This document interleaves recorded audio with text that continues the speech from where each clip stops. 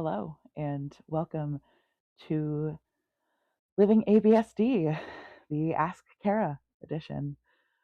Whew. All right. I'm nervous, and so we're going to do something that I really admire that ABSD does, and we're going to start this with a deep breath.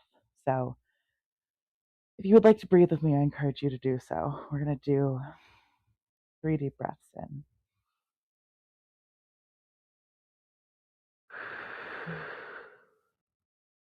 And another.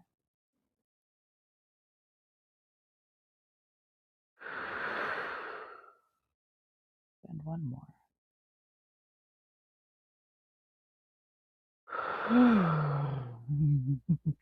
Doesn't quite shake off the jitters, but hopefully maybe we can move forward together. So, welcome back to a very lovely new project. If you are here, I hope you have taken the time to listen to the introduction video that we made to the concept of Ask Kara.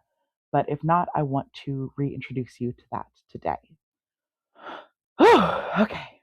So, my name is Kara. I have the joy and honor to be a cousin of AB, and I have entered this space with them in a couple of different ways at this point, both when we were working with the Inner Dialogue podcast and again with the intro of this concept of Ask Kara in Living ABSD. I am a graduate student in history right now. My professional life is essentially research, and we had talked, AB and I, a lot about the role that I could play in this very cool project they're undergoing. I'm really in love with what the Living ABSD podcast has turned into. And something that comes up often, I think, for me, is all of these different subjects and concepts that we're talking about through the lens of personal experience have so much context and background that I want to explore and delve deeper into. And I know there are a lot of people who are listening through this podcast, AB's previous podcast project, and coming into concepts that feel very new to them and they want more information. And so we wanted to create this space that feels like a place for people to come in and ask questions without judgment, with assumed good intent, and some place that we could create a space of comfortable discomfort, of supportive, maybe discomfort, and do some of that learning and growth work together.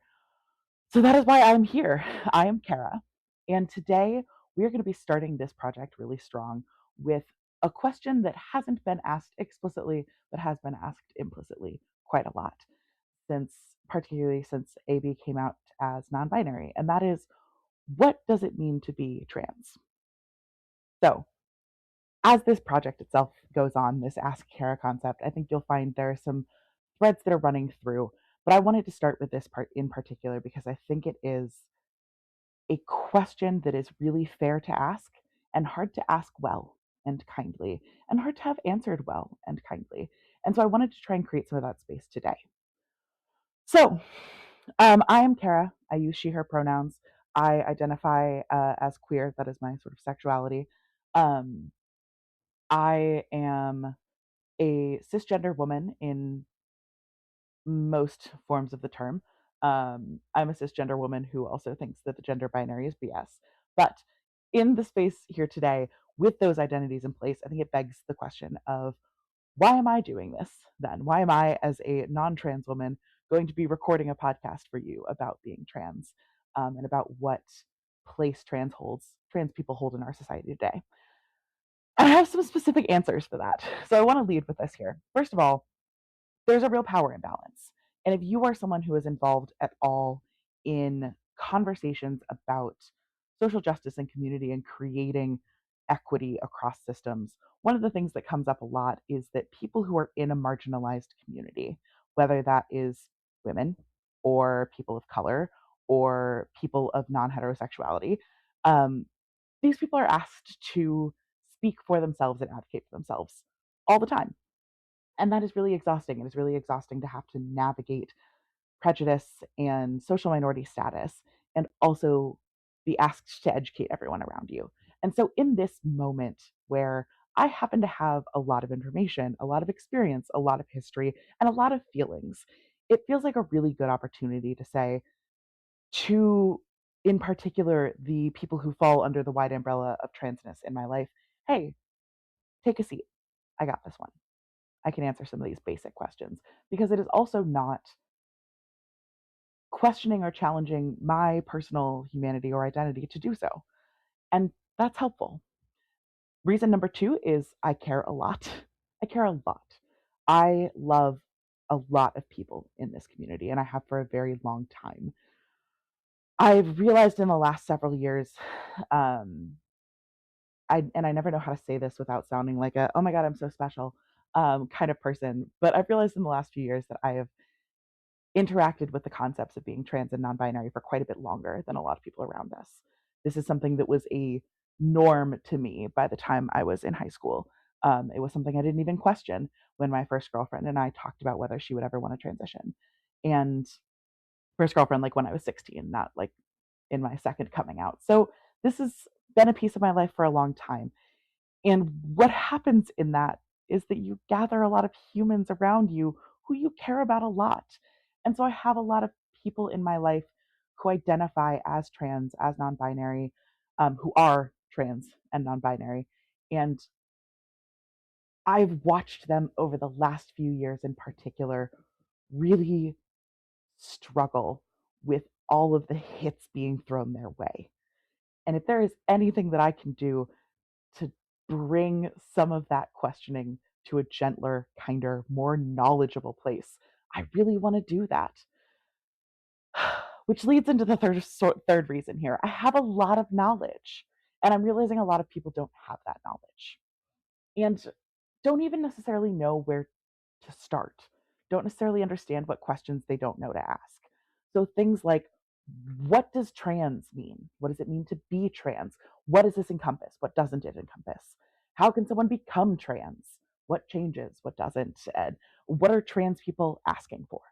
And what are they not asking for? These are all questions that I really hope we can get into today. And the fourth reason I think is actually the most important, and the reason that this podcast episode is happening at all, which is trans people are being threatened, but they are not a threat. I listened to a dear friend of mine the other week talk about fearing for her life, for the lives of those in her community because of actions being taken against the trans community right now. Abductions, threats of delegitimization, making transness illegal, things that even a few weeks ago felt theoretical and have become more and more real every day. What is happening in Kansas with driver's license? If you haven't looked into this, I encourage you to do so because it's scary. And I need you to understand that this is a population that is not a threat, but they are being treated like one. And in the face of that kind of prejudice, I think ambivalence is not an option. So I want to do something about that.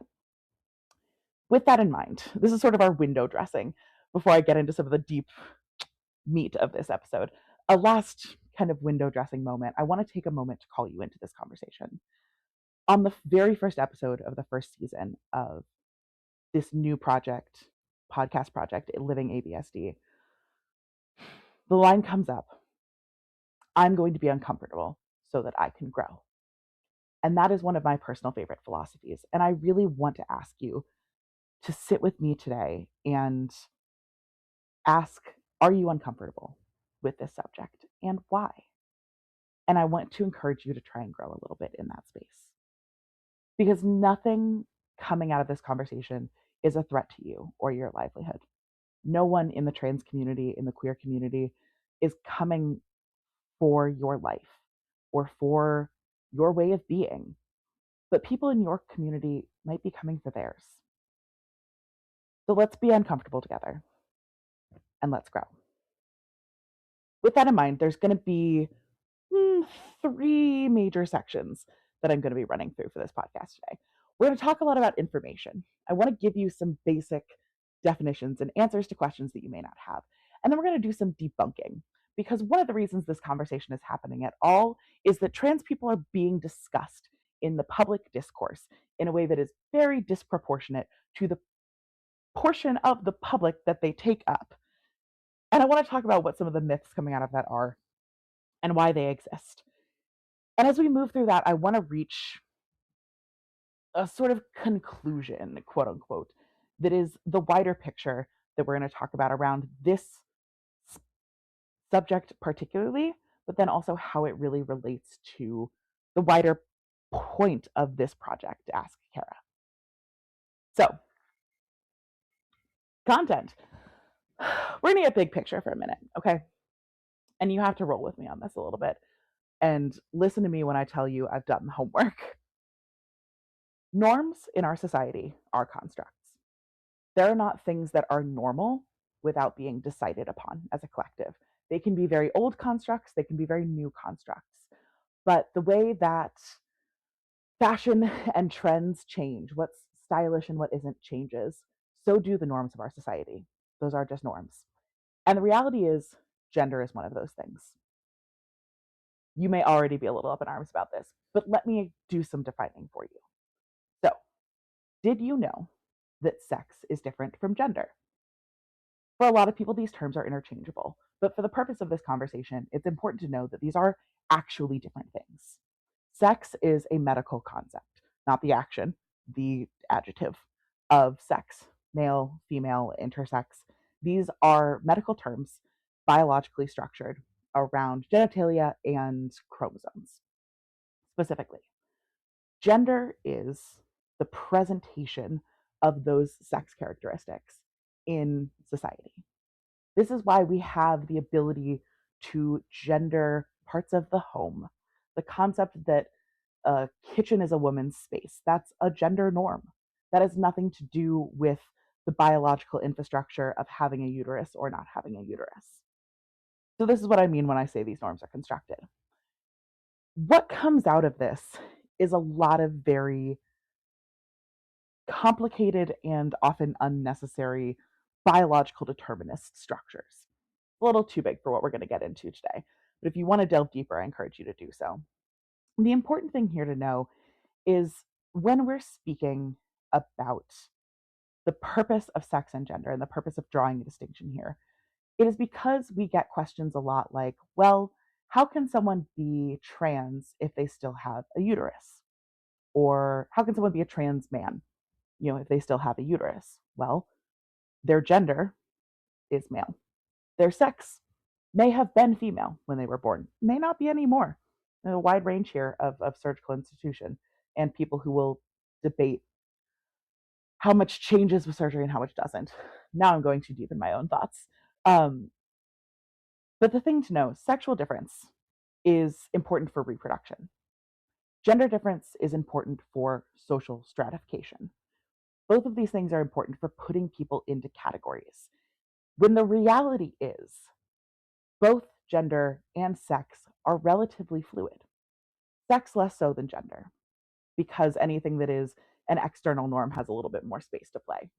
But even when it comes to sex, this concept of the male-female dichotomy, it erases this whole percentage of the population that's intersex. And once you start to learn and think about intersex people, which in a short definition means anyone who was born with characteristics that do not perfectly fall into the category of male or female, then you start to realize how messy even the more scientific academic category is, and kind of how gross it is. So, intersex requires definitions of the penis length of a fetus, not a fetus, of a newborn. How much of an external or internal sexual characteristic are you showing? There's some weird specifics here. And we do some really heavy work in trying to ensure that intersex children define themselves to a certain sex. Adding that layer of gender on top further complicates this. Why am I even talking about this? Because it's important to realize that these things are constructed to a degree that you may have never thought about before. And it's okay if you don't want to keep thinking about them. I wouldn't blame you. Clearly, even I, who think about this a lot, am kind of losing my own thread in this conversation. But I bring this up because it makes space to start having a conversation about where does trans fit into this? If you've only ever thought about sex and gender as the same thing, and you've only ever thought about there being two of them, it can be really disorienting. Like, pause for a second. If this is already uncomfortable, I understand. It's okay. I would really like you to stick with me anyway. And I'm telling you this because it's okay to not know yet, but also because I need you to realize it's a privilege to have been able to never think about this before. Some people have to. So, as we're moving forward in this conversation, I want to talk about gender as a choice because it is, in a lot of ways, a choice. Are you someone who, I'm going to talk about from the sort of perspective of a woman because I am one, but are you someone who, as a woman, really likes to lean very heavily into the trappings of gender? Do you wear makeup every day? Do you structure your outfits on a very feminine line? Do you sit in a more middle ground? I have no doubt or discomfort about my gender as a woman, as a cis woman. And I don't wear makeup every day. My outfits now like move somewhere between high femme and just sort of vaguely feminine. There's a creator on TikTok and IG called Mac Reacts who says gender is the way you take up space. And I really love that definition because for me personally, something that further complicates gender is being a fat woman. And there are a lot of ways that I have had to perform a much more feminine version of my gender for a long time to feel like I was being taken seriously as a woman. So, what we're talking about today largely is going to be gender, which brings us into some further definitions. Cisgender, transgender, non binary. What do these things mean? This is a little bit more grounded than this somewhat scientific, somewhat sociological discussion of sex versus gender.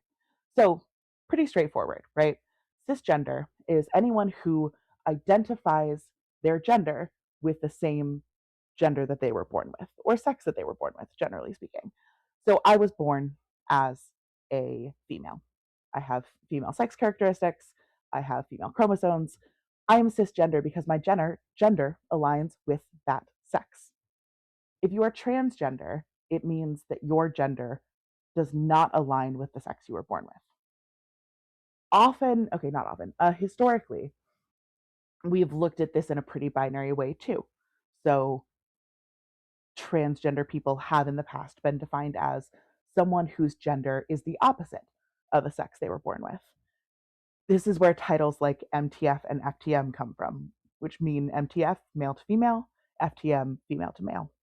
These are pretty out of date at this point, but you may still see them in places.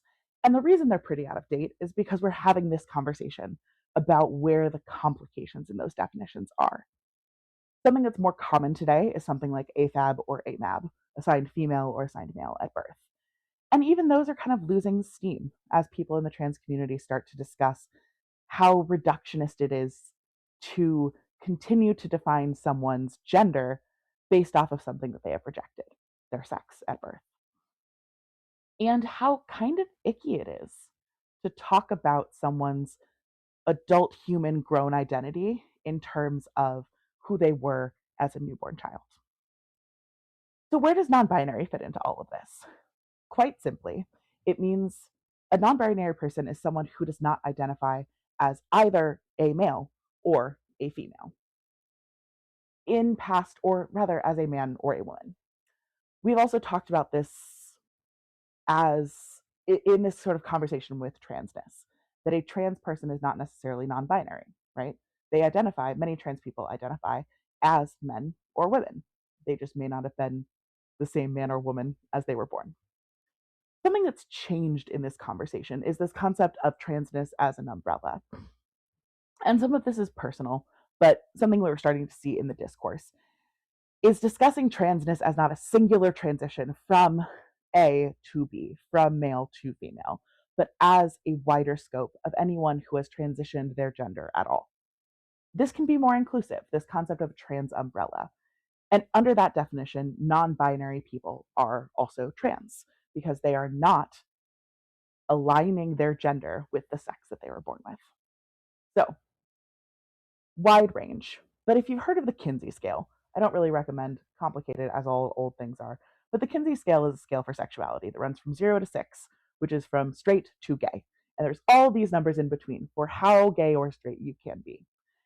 Think of trans as a scale in and of itself as well. On one end, there is cis.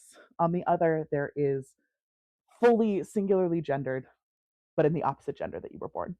There's got to be a better phrase here. But we have this spectrum in between of people who may not fully identify with the sex that they were born, but still don't necessarily have a gender identity that can be as explicitly stated as woman or man. My roommate, for instance, is a great example. She always says that she is someone who wants to be perceived as a they them. She is a cis woman largely, but this sort of concept of messing with gender, we would put her maybe at a 1 on a Kinsey scale version of transness.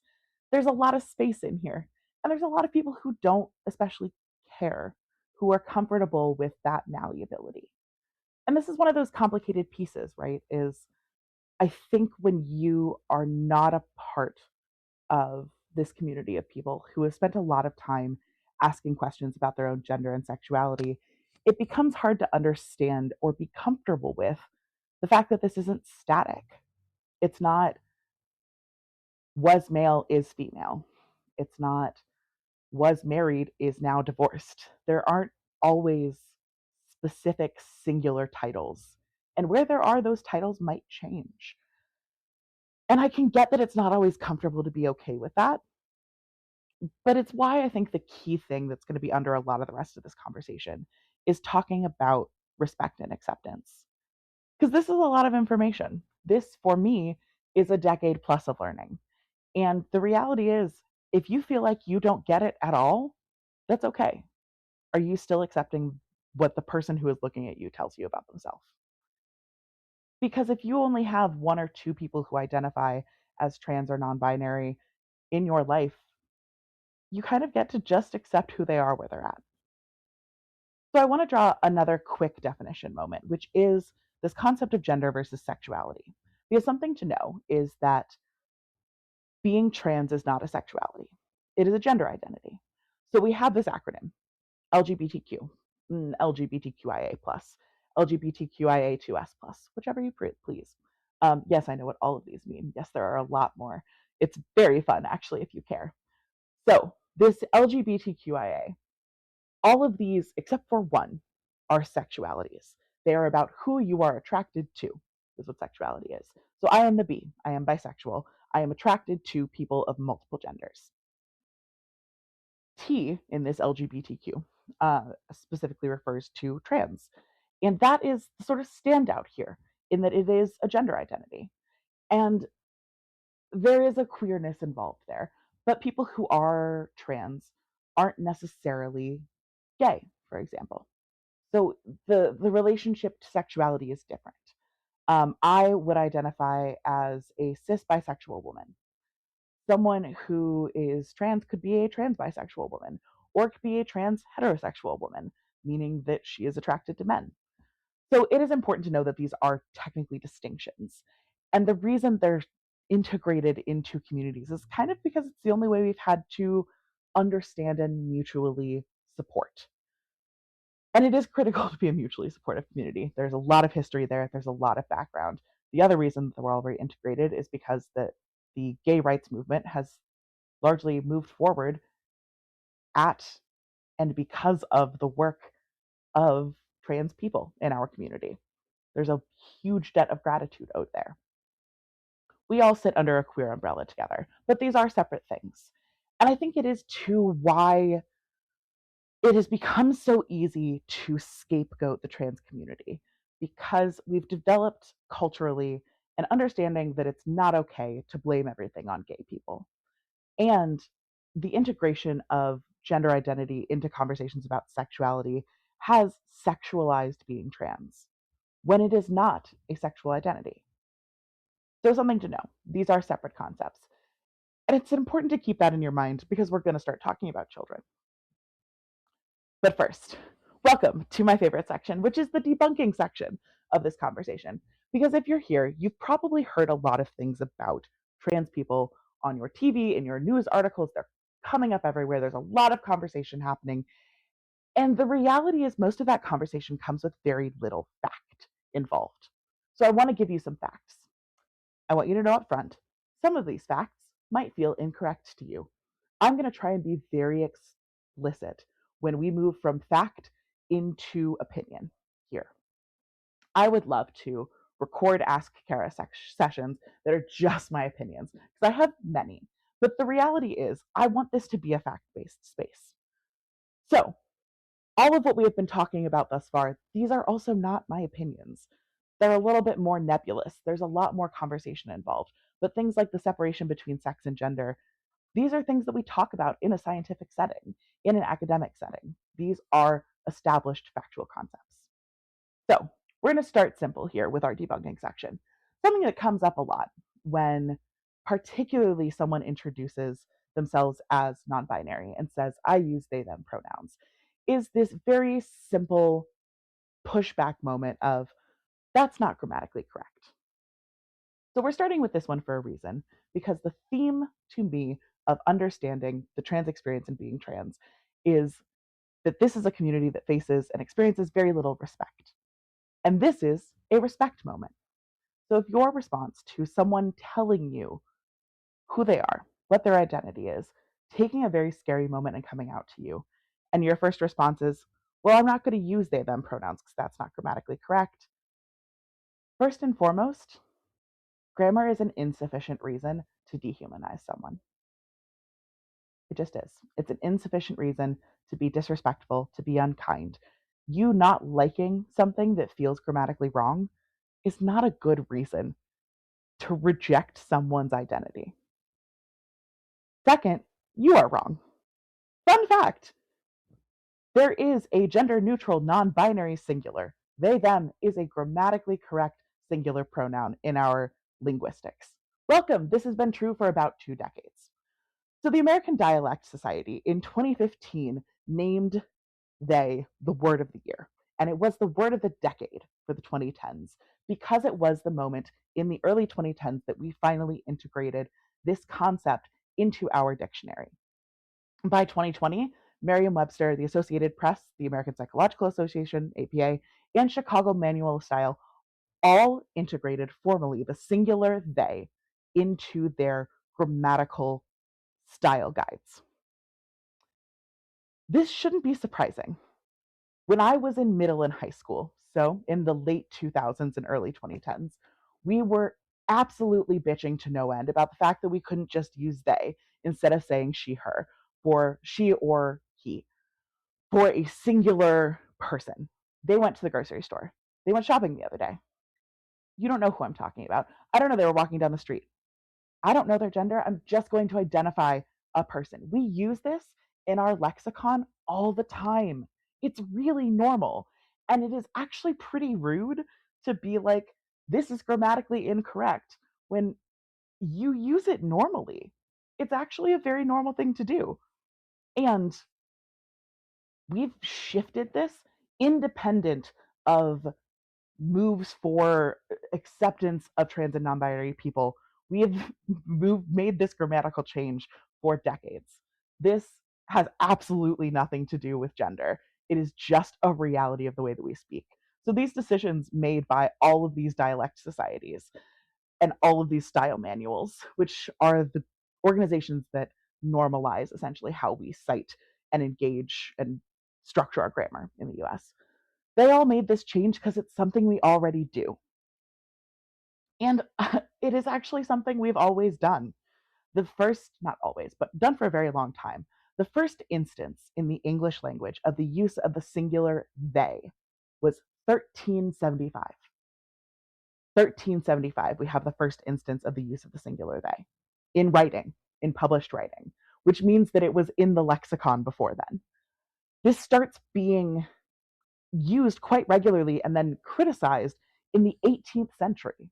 So we have several hundred years here of common singular they usage before we start this grammatical structural change. And if you want to know why in the 18th century there starts to be pushback against this, well, the answer is weird European colonialism, and I will give you my whole dissertation about that another time. So here's the thing. Grammar, it's actually correct.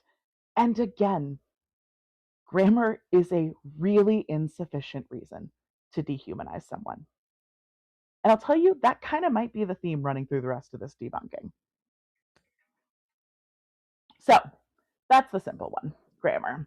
What are some other really big myths around trans people that come up a lot?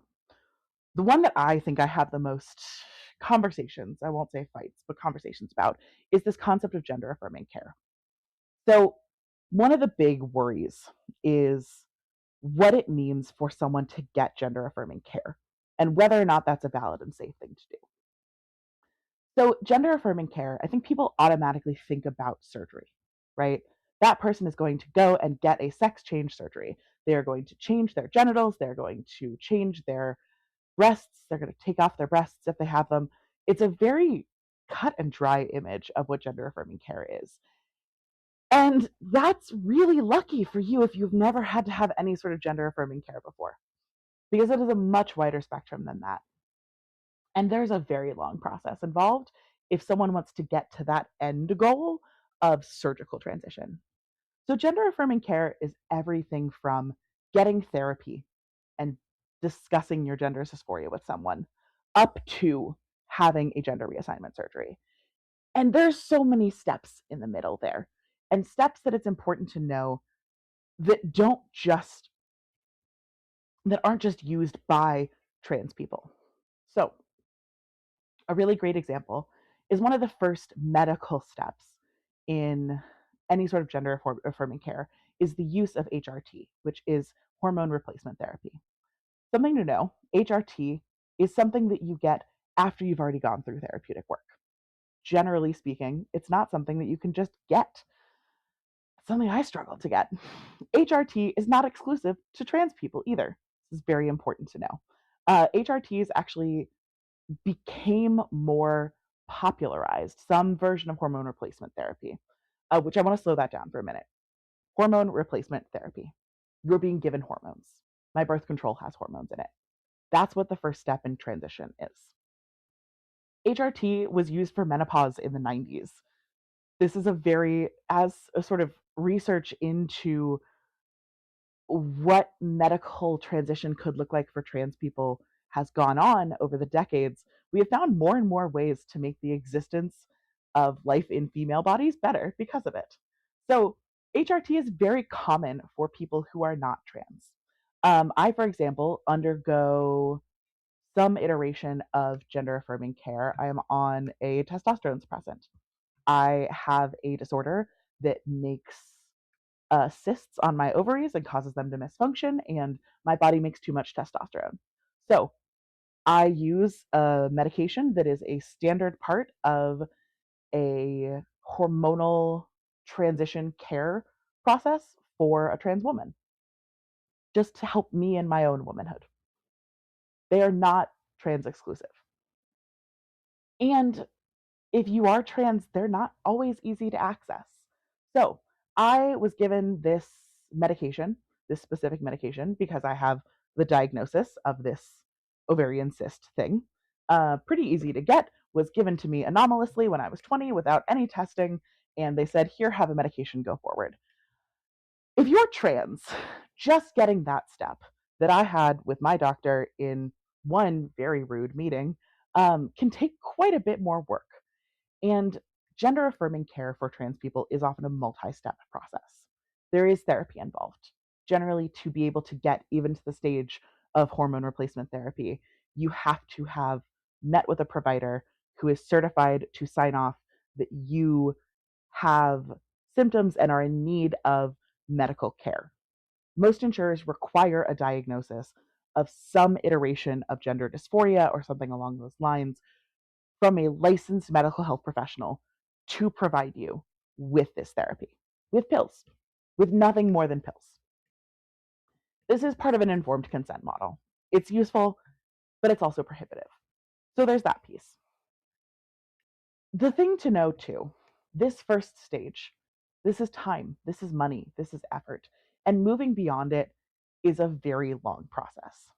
So, before you ever approach the concept of something like gender affirming surgery of any kind, you go through therapy, you have this process of HRT.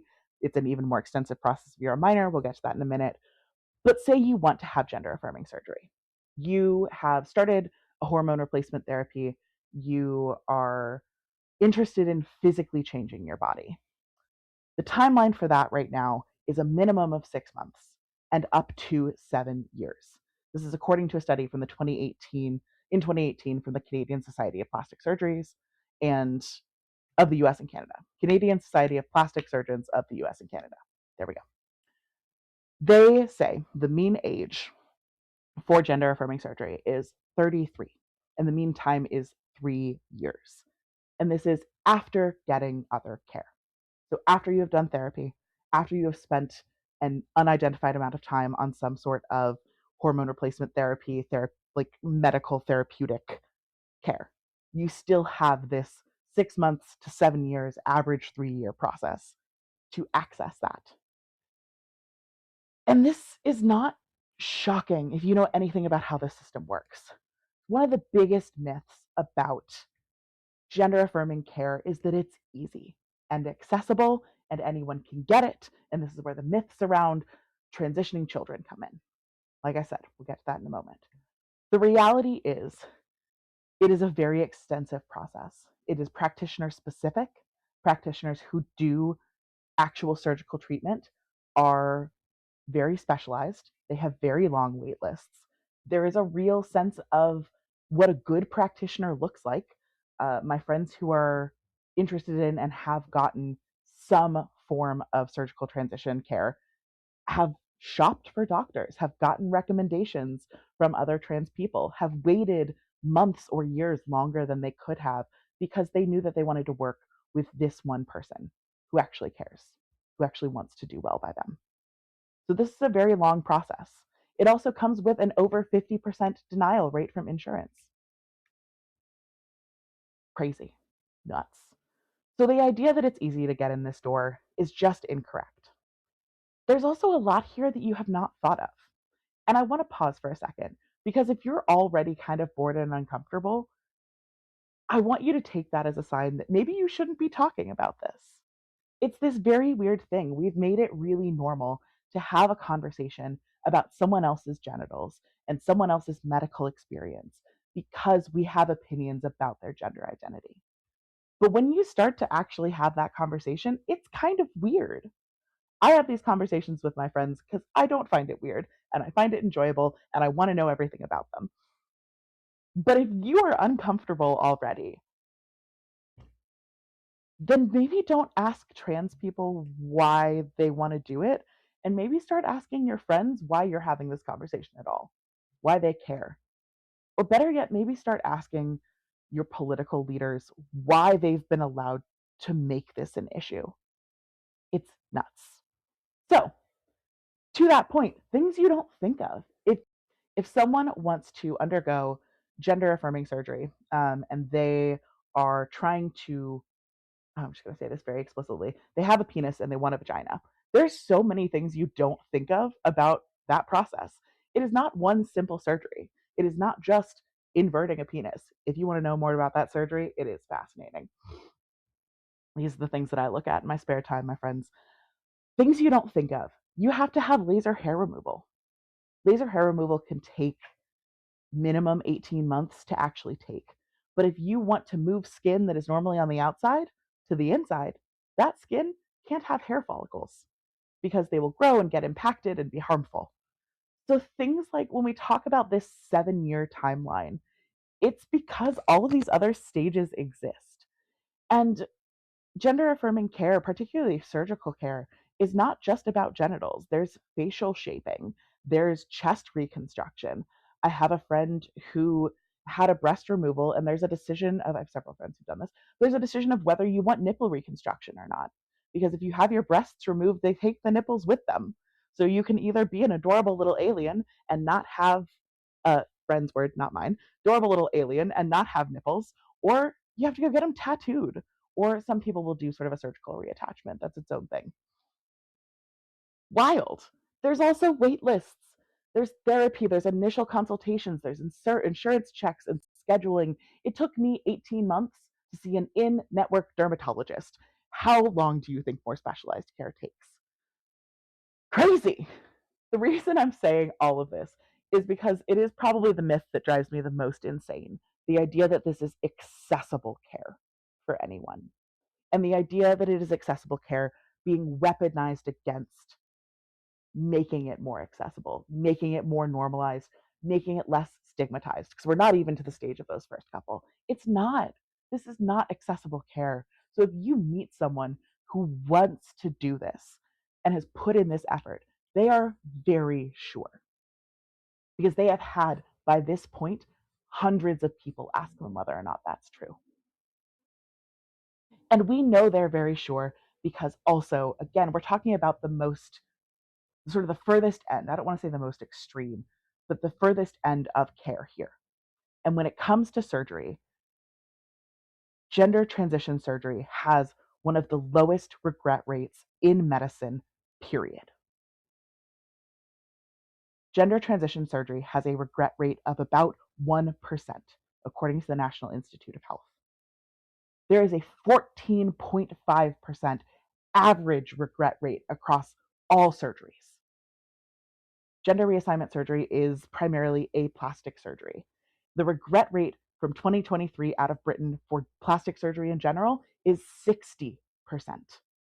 So, of a surgical field that has a 60% regret rate, the section of that that is gender reassignment surgery has a 1% regret rate.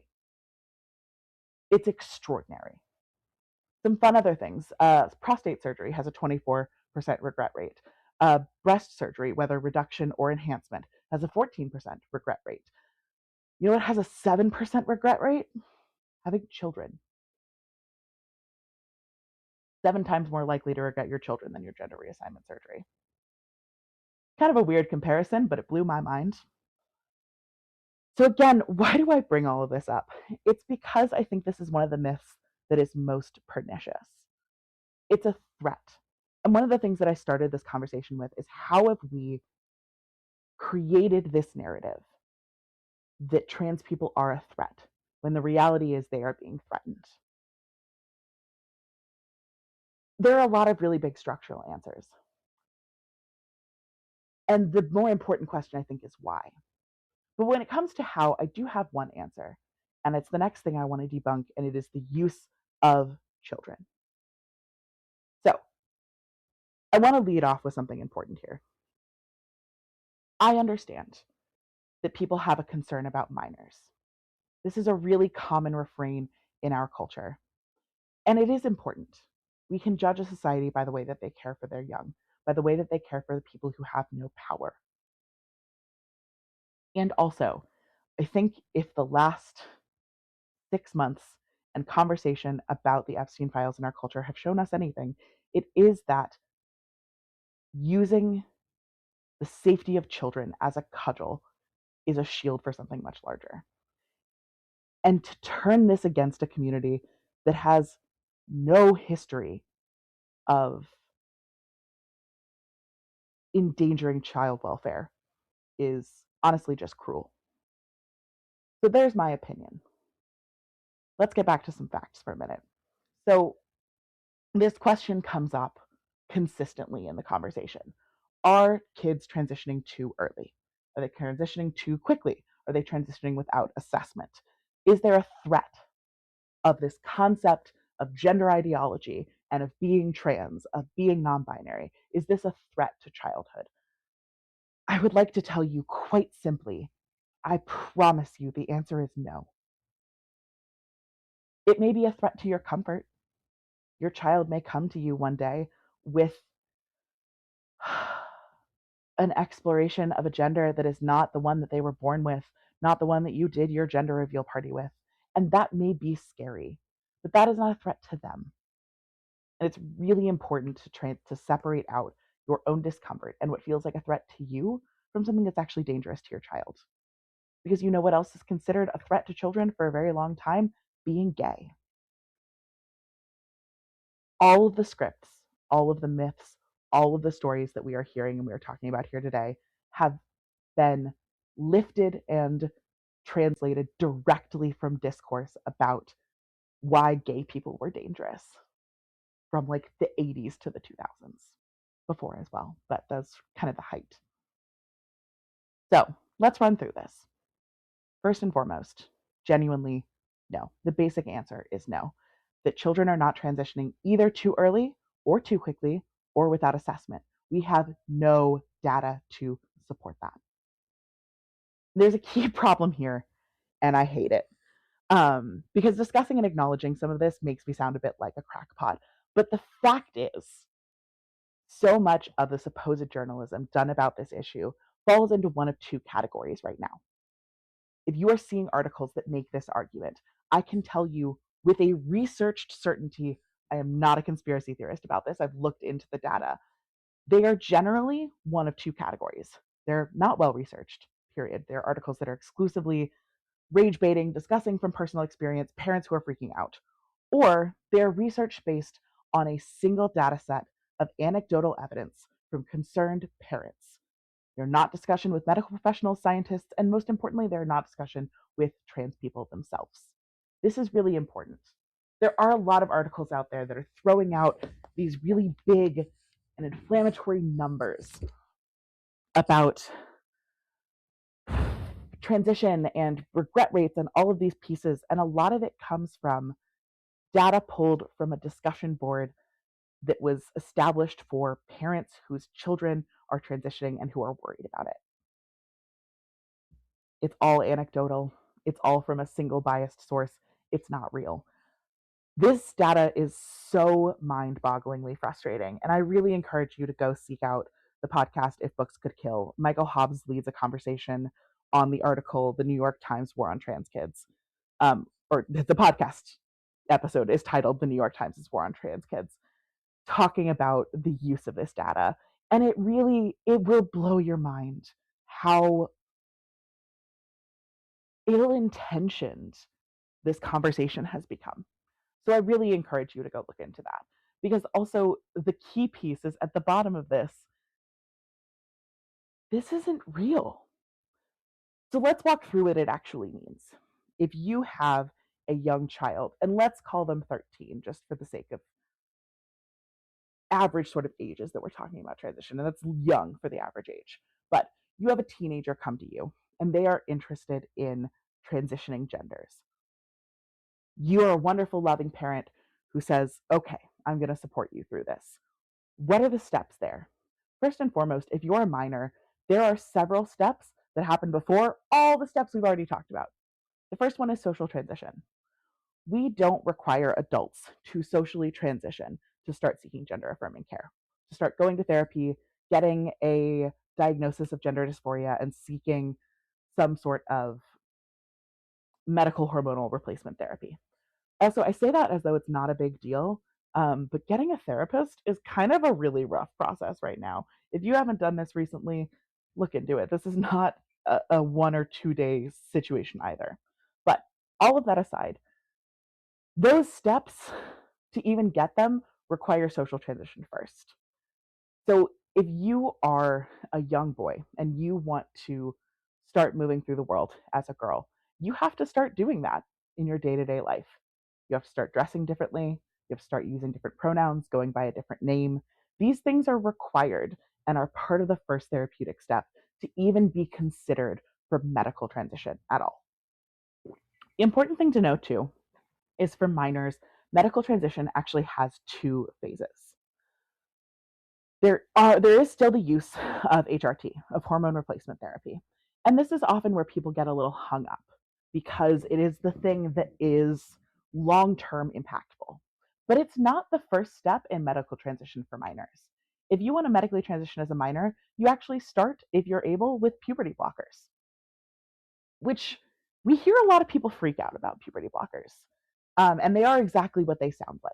You give them to prepubescent or early pubescent teens as a way to stop the continuing movements of puberty. It's just a hormone kind of thing. And we have a lot of panic around giving trans kids puberty blockers. There are 3 things, though, that are important to know about puberty blockers. 1, this is reversible. As soon as you go off a puberty blocker, your body starts puberty again. 2, they are common. Very, very common to use puberty blockers because they are used, 3, for non-trans kids all the time. Period. Everyone knows, okay, every girl knows that one girl who started to go through puberty a little too young and got their period at 8 and has boobs by like 9, and it's kind of weird. That girl, not that it's weird, but that it was hard for her. That girl will often be given puberty blockers so that she doesn't have to go through that process until it feels more appropriate timeline wise. Gymnasts, young female gymnasts in particular, are often given puberty blockers because if a woman's body goes through puberty, it is no longer in the shape that is most effective to be a professional female gymnast. So if you are serious about gymnastics, this happens sometimes as well with ballet, as a young girl, then you will often be put on puberty blockers to be able to maintain the body shape that is most effective for your sport.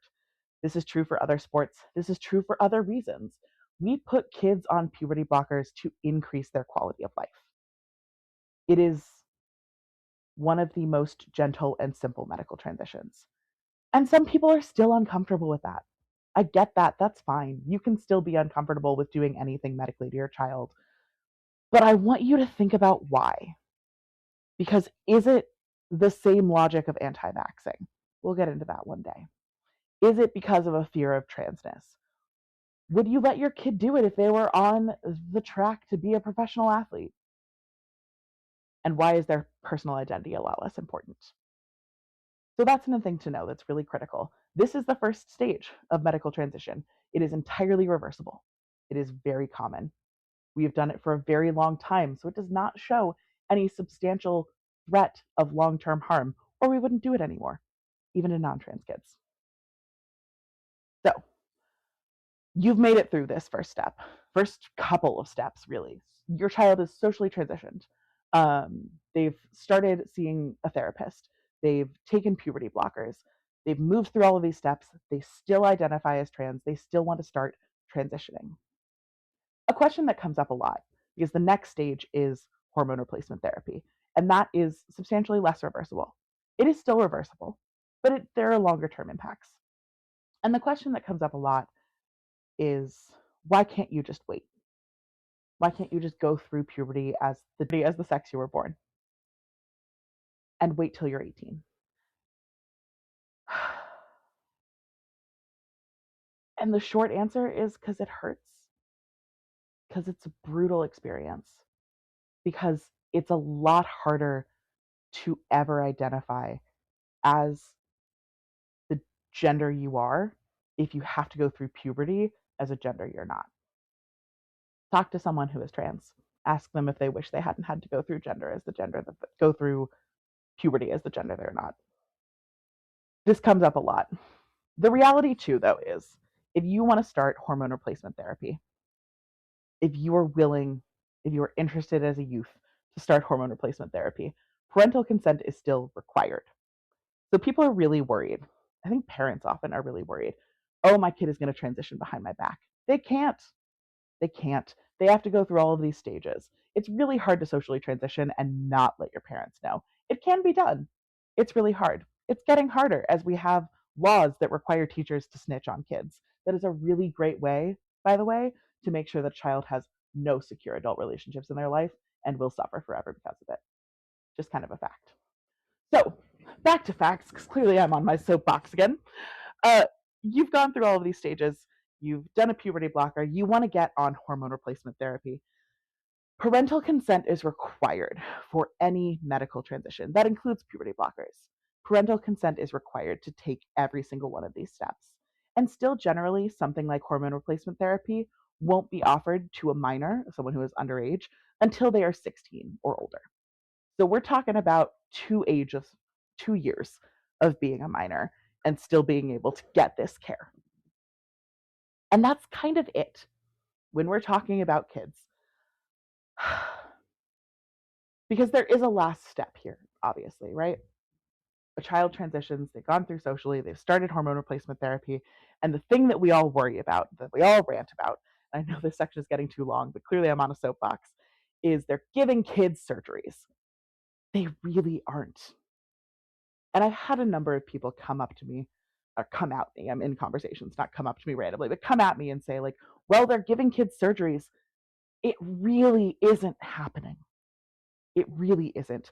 And if you think it is, please do the research and tell me how and where you think this is happening. So, anecdotally, we don't have good studies for this because it's the answer to every research project has been no.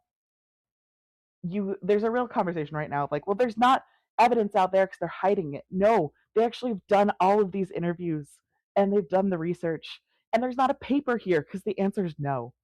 So anecdotally, doctors who are interviewed, there's a doctor who's interviewed who's been in the field for over 20 years.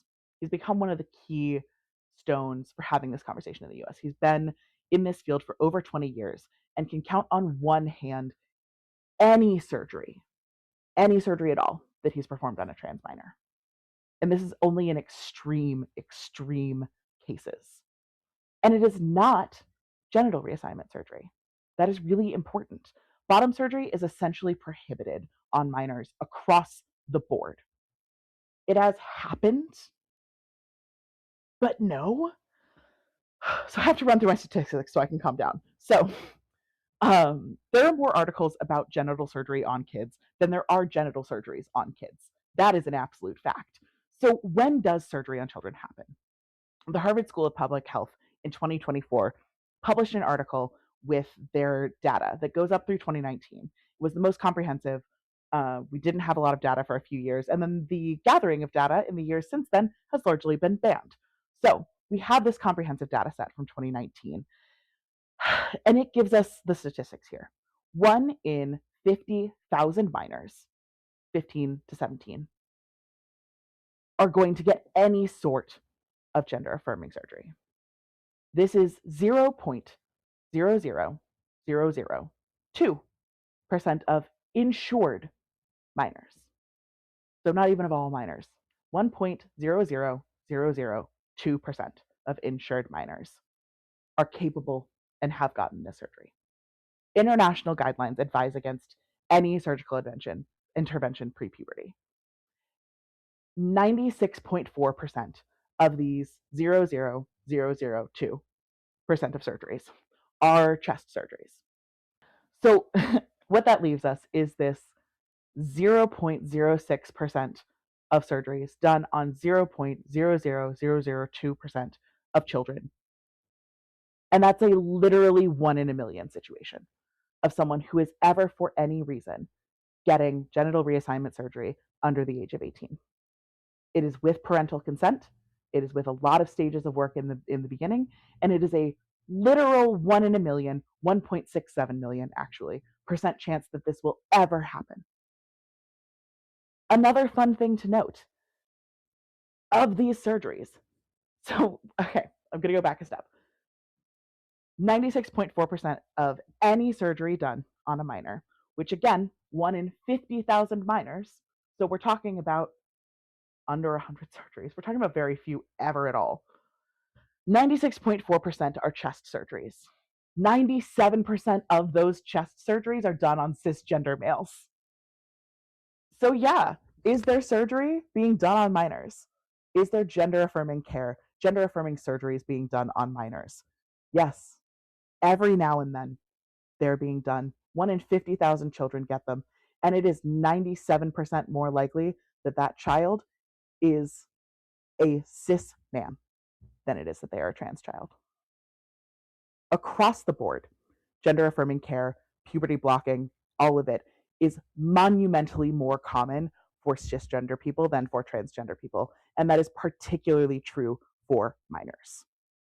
Much of the public-facing research done on minors in particular is done through a trans-critical lens. It is the other piece here to think about. These numbers that I'm pulling out, they are not hidden, but they are not in the articles you're reading because the research is about criticizing trans people and using this lens of trans people are a threat to kids. to make that argument stronger. This is research that is done using surveys of parents who are concerned about their kids, not surveys of medical professionals, and definitely not surveys of trans people or trans kids. Period. So trans people aren't a threat to children, and your child being trans isn't a threat to them either. One of the pet issues that's come up around children, I'm literally not even going to get into because I can't, and it's on trans youth in sports. And this is such a silly conversation. It's so silly. It literally is. Please get a hold of yourself. This is one of the few moments in this conversation that I'm going to be rude. Please get a hold of yourself. You're being so mean to children. It is so few kids. There is so little impact. It is only maybe a potentially useful argument at the professional level, and even then, it's not what you think it is. One of the people who has gained so much traction for making a spectacle out of the role of trans people in professional sports is Riley Gates, who has made a whole career about how slighted she feels for having tied for 5th place in a swimming competition with Leah Thomas, to a degree that Leah Thomas has had to renounce her medal. 5th place. They tied. I just can't even talk about what a mess Riley Gaines is because this makes me so sad. If you want to talk about trans kids in sports, there's some really great conversations happening out there, and I do suggest you go to them. John Oliver, who does the show Last Week Tonight, has done 2 episodes, one in the last season, which I think is 13, and one in the season before, which is 12, on this concept of trans people in sports. Go listen. I will gladly let him tell you about it, because I cannot have a serious conversation about this. This conversation has sort of been ignited again, not around kids, but around professional sports by, of all things, heated rivalry. God bless. Because the first out trans hockey player guest spotted in the show. He had to leave professional women's hockey because he transitioned, and was part of the conversation in starting this book called Let Us Play, Winning the Battle for Gender Diverse Athletes. The authors of this, should have prepped this in advance, Harrison Brown and Rachel Brown, who talk a lot about this. It is an edited volume, and I really encourage you to go read them if you care for some reason about trans people in sports. So, a last piece on kids, because there's a real conversation here about vulnerability and protection and what is actually worse for the mental health and physical health of kids, and particularly of kids who are questioning their gender. And there's been some work in recent years to attempt to get real concrete answers on this that isn't just these surveys of parents who are afraid and isn't just the statistics about who is and isn't getting surgery.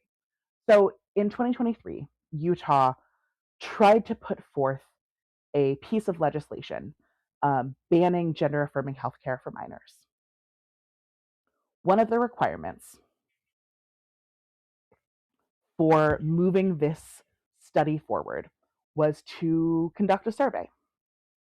The idea here was, with this legislation, was that it was protection for the vulnerable. There were fears of long-term harms. And so in writing this law, they commissioned a study to support the law, that it was worth banning gender-affirming healthcare for minors. This is the biggest self-own I have ever seen in my life, because this study that they commissioned fully fundamentally contradicts the claims of the piece of legislation that it will protect the vulnerable and that there are fears here for long-term harms. So I want to give you some of my favorite little tidbits.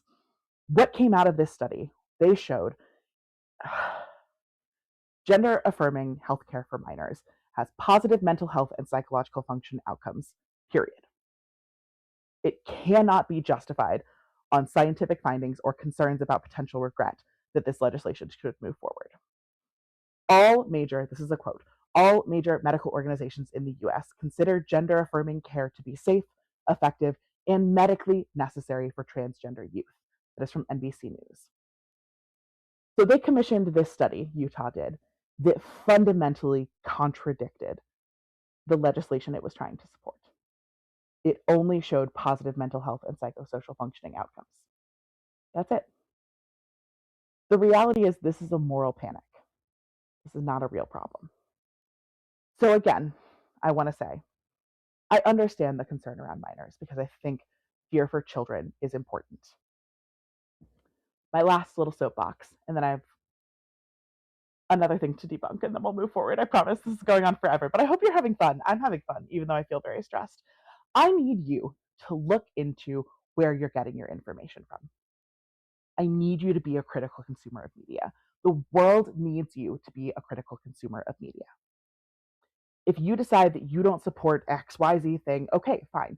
But you can't argue with me, or particularly with someone who is XYZ thing that you don't support. You cannot argue that the position is wrong when one of us has researched and researched the research and spoken to the people who did the research and spoken to the people that the research leaves out and tell them that they are wrong. Well, you, amorphous you, is assuming that the one news network or couple of TikTokers that you listen to have it right. This is especially true when that news source is arguing someone else shouldn't be allowed to exist on their own volition and be responsible for their own identity. Do you know where the person that you are trusting so implicitly has gotten their sources from? Have you looked at their sources? It is brutally frustrating right now, but we are in a world of misinformation. It's not even just disinformation, it is intentional misrepresentation.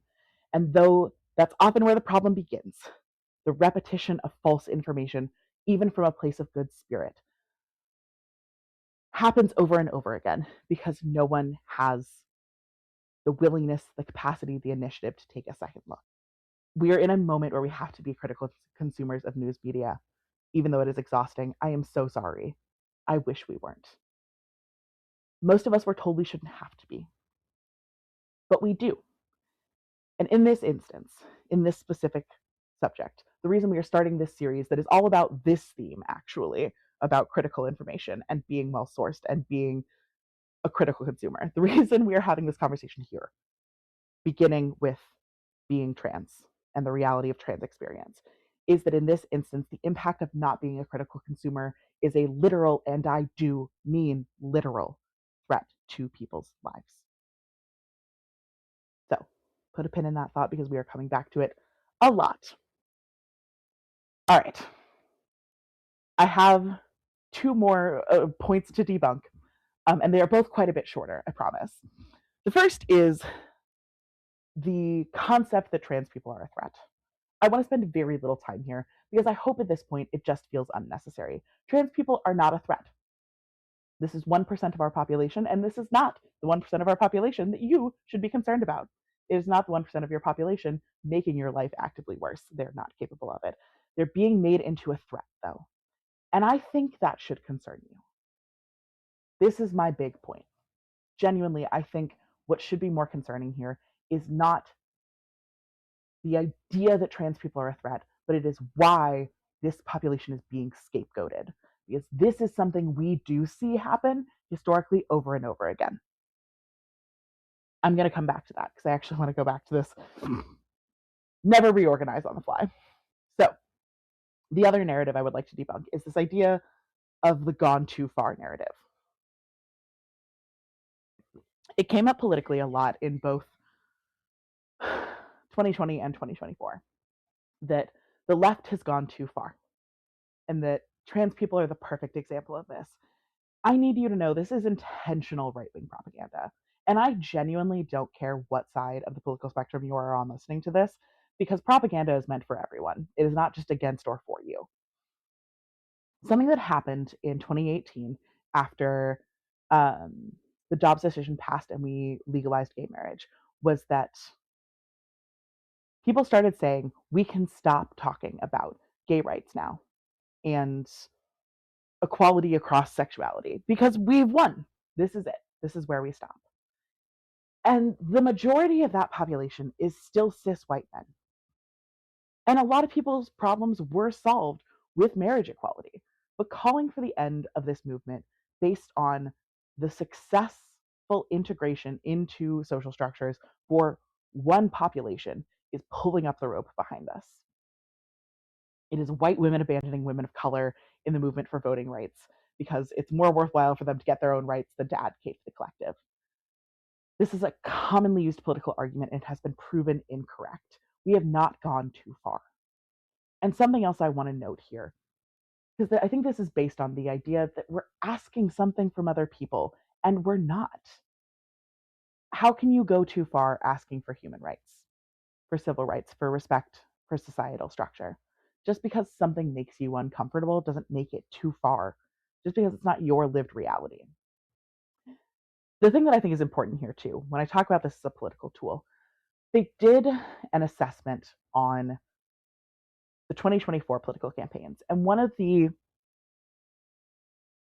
topics that the Democratic Party is throwing around as having been a reason that Kamala lost the 2024 election is that she came out too strong in support of trans people. That is aggressively incorrect. Kamala Harris referred specifically to trans people once in the entire campaign. It was not a long campaign, but still, once. And it was to say states will respect the laws that they have, not the national laws, not some sort of federal law. Kamala Harris never came out in support of trans people. Never. At all. Period. The right accused her of doing that, so, though. The conversation coming out of the Republican Party was that trans issues were so important for the left. And I need you to pay attention to this because it's important to ask in this conversation, what are trans people actually asking for? And this takes us back to the trans threat, this idea that trans people are a threat. Because the reality is, most trans people aren't asking you personally for anything. Has a trans person ever asked you for something other than, to call them by their correct name or pronouns? Have they asked you to give up a privilege? Have they asked you to get out of their way for any reason? The use of the trans threat is a myth. Okay? The trans thing, the trans bathroom debate, for example, isn't about bathrooms. It's about creating social spaces where trans people shouldn't exist. It's a dog whistle. It's a collapse of the euphemism. ContraPoints talks about this in the episode of the podcast, A Bit Fruity, on LGBTQ conservatives. It's a great conversation that gets at all of this. And the reality is, this is a way to start seeing if it's possible to move people out of public life. That feels like really dramatic. And I think there's a piece of me that even felt really resistant to say, like, the bathroom bill stuff is just kind of stupid. It's very silly. It feels really absurd to have a conversation about like where someone can or can't use the bathroom. And on an intellectual level, I agreed with this idea that it's about moving people out of daily life. It really hit home for me recently.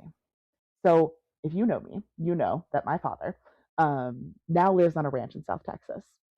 And when I was visiting him recently, we talked about bringing some of my friends down. I have a group of friends that we all like to camp together every summer, and we're not going to be able to this summer. So it's like, what if we all went down to the ranch and hung out together? And another friend in that group, I sort of proposed this to her, like, look, I know that, you know, X is trans, a friend of ours is trans, and she probably won't want to go to Texas. And my friend was like, no, I need you to know she won't go to Texas because she can't use a bathroom at the airport. Where we're going in Texas, we would be completely off the grid, right? Like, this is not, oh, I'm going to have to deal with people in Texas, but you have to fly through a Texas airport. And she would not be able to safely fly into Houston International Airport and use a bathroom without fear that she could be forced into a different one, that she could face harassment, that she could be threatened. And it was a moment for me that I was like, oh shit, like, this isn't about personal preference or comfort. This is, I can't fly there. I can't guarantee my safety there. And it's also where all of these sort of euphemistic narratives come from. So I need you to think a little deeper here. Is anyone actually asking you to do anything? And where is the threat really happening? This brings me to the wider picture. And the question that I have for you, and that I want you to sit with after this if you can, is why does the existence of trans people make you uncomfortable? Or whatever emotion you're feeling. If you were here to learn and grow, great. Fantastic. Hopefully this doesn't apply to you, but also there's some things here for you to think more about, I promise. Um, why do trans people make you upset? Why do trans people make anyone upset? So some of the reasons that I've heard. Um, People think their choices go against their own religious beliefs. Um, or people have been told by people in power that this is a population that should upset them. Those are kind of the most common responses that I've heard at the bottom of it all. And the reality is, you're allowed to be uncomfortable with someone. Someone's life and someone's choices are allowed to make you uncomfortable, but you are not allowed to make it their problem, particularly when it comes to this being a threat to someone's life. And so, as we're leaving here today, because I am wrapping up, I promise. This has been so long and so thought out and still not as lovely and organized as I wanted it to be in my brain. But we're moving forward with this series and some big conversations. And there are some questions that I want to ask you as we do so. So I want you to ask some questions of yourself, of the world around you. Because the reality is, there's no reason to ask questions when the story you're being told aligns with your worldview. And if you're not going to seek out people who would challenge your worldview, I will, as lovingly as possible, but with all of the urgency I feel for those who are dear to me. I will start asking you. I will try to challenge your worldview. It is why I want to be here. Particularly on this subject, it is because I know and love these people. And in not supporting them, you are not supporting me. You will lose me. You will lose so many like me who either will or will not survive this loss. So please help.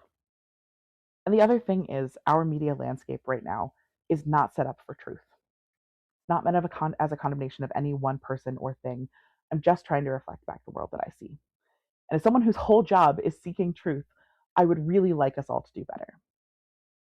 And the real question, I think, at the bottom of all of this, when it comes to understanding trans people and their place in our society, I hope today has helped you understand a little bit more about the complex nuances of trans experience and the things that trans people have to think about every day to move through their lives and their world. But the question that I have for you, if you are not trans and you are coming into this space as someone who just wants to understand, but also maybe feels a little bit weird about it, the question I'd like you to walk away with is, how does this impact you? And are you listening to people who it does impact more? And there's an element of empathy here. There are people who have a lot more at stake here than you do. And please keep that in mind. It's wild to me that we find it all acceptable to litigate this particular lived experience. As someone who has been told I'm not who I am, uh, that's not a good feeling. And there's sort of a laudatory effect around stoicism and debate, and it's not a strength. It's not a sign of power to be able to be emotionally removed here. I want to move through this conversation with empathy, and I hope you will with me. So that is all I have for you today. I thank you so much for listening. I really want to keep doing these, and I hope I will only get better as we move forward. Um, Whatever that looks or means like. But any feedback on this space would be so welcome. I do want to note again, this is a lot of information pulled together from so many sources. This took a lot longer to put together and put on than I wanted it to, in part because every day that I didn't record it, there was something new and crazy that came out that I wanted to somehow integrate. And I've been able to do so little of that. But something that I will put together is a bit of a bibliography of places you can go, things that you can read and listen to hear more about this from people who are more eloquent and experienced than I am. But I hope that you walk away with a little bit more understanding and perhaps a little bit more care and perhaps a little bit more empathy for yourself as much as for another person. Because no one needs you, individual human, to get this right 100% of the time. But we do all need you to show up and start asking questions and start being more critical and start being more loving. So, with that, I love you. Thank you for being here. This has been Ask Kara. I can't wait to hear what questions you come up with next.